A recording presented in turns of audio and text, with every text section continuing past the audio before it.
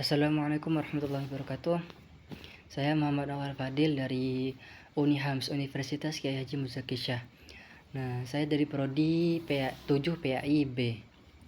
Nah, di sini saya akan mempresentasikan kembali apa yang telah dipresentasikan oleh teman kami pada minggu kemarin, yaitu Mbak Ika Lestari dan Khairun Natasha dan juga Fatimah Zahra, tentang Muratibul Qiraah, Tafkhim, Tarki dan Ahkamul Huruf.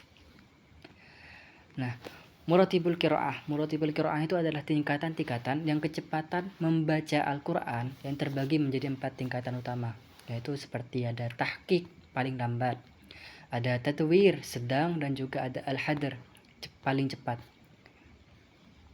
Nah, untuk pembagiannya, al-hadr yaitu cara membaca Al-Quran menggunakan tempo cepat dengan tetap menggunakan hukum tajwidnya. Cara ini tuh biasanya digunakan oleh mereka yang telah hafal Al-Quran. Mereka tuh menggunakan cara ini untuk murojaah. Mereka menggunakan cara ini untuk memurojaah hafalan, karena seseorang yang telah hafal Al-Quran harus lebih sering menghatamkan Al-Quran untuk menjaga hafalan mereka. Ada pula at-tahqiq. At-tahqiq itu adalah cara membaca Al-Quran menggunakan tempo yang sangat pelan.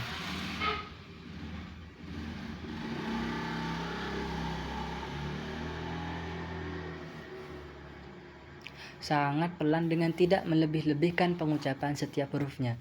Cara ini biasanya digunakan oleh para pengajar Al-Quran untuk mereka yang baru memulai belajar membaca Al-Quran. Nah, hal ini bertujuan agar supaya lebih mempermudah mereka dalam mengikuti bacaan guru. Nah, ada pula pada at-tatwir.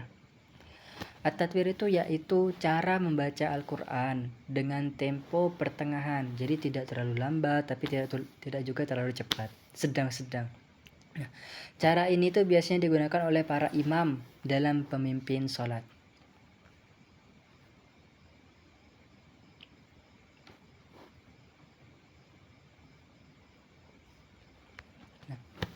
Apa sih pengaruhnya? Nah, pengaruh menerapkan tartil dalam membaca Al-Quran, yaitu yang pertama, kita bisa menjaga kemurnian Al-Quran. Yang kedua, mentadabburi ayat yang sedang dibaca.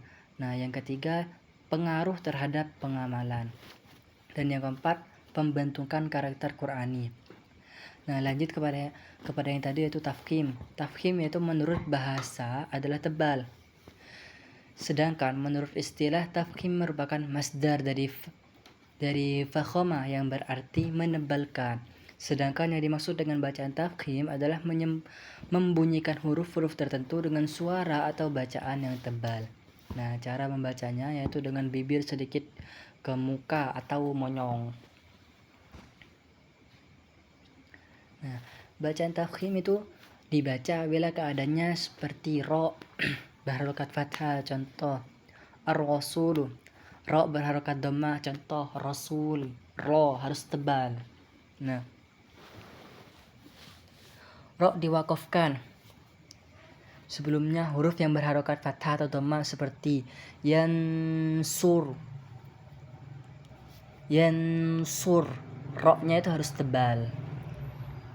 Tidak boleh tipis. Nah, juga ketika ro sukun, yaitu ro mati. Nah, jika sebelumnya huruf yang berbaris fathah atau dhammah, contohnya biasanya kan taro jaun, ya, taruh jaun itu harus tebal, taruh jaun. Ro sukun karena wakof. Nah, sebelumnya terdapat alif atau waw yang mati, contoh al-ghafur, harus tebal, tidak boleh tipis. Al-ghafur, salah, al-ghafur, tebal. Ro. Nah, bila ro terletak sesudah hamzah wasal, contoh Ar-Rahman. Nah, tidak boleh Ar-Rahman, tapi harus tebal, Ar-Rahman. Nah, juga ada namanya tarkik. Tadi tafkhim menebalkan, nah tarkik itu kebalikannya, yaitu tipis. Tarkik itu merupakan bentuk masdar dari rokoko yang berarti menipiskan. Nah, sedangkan yang dimaksud dengan bacaan tarkik adalah membunyikan bacaan huruf-huruf dengan suara yang tipis. Cara membacanya yaitu menarik bibir sedikit mundur sehingga agak meringis. Nah, contohnya bacaan tarkik itu ro berharokat kasroh.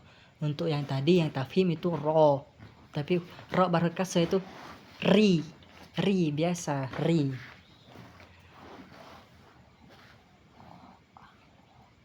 Nah, sekian yang bisa saya sampaikan. Wassalamualaikum warahmatullahi wabarakatuh.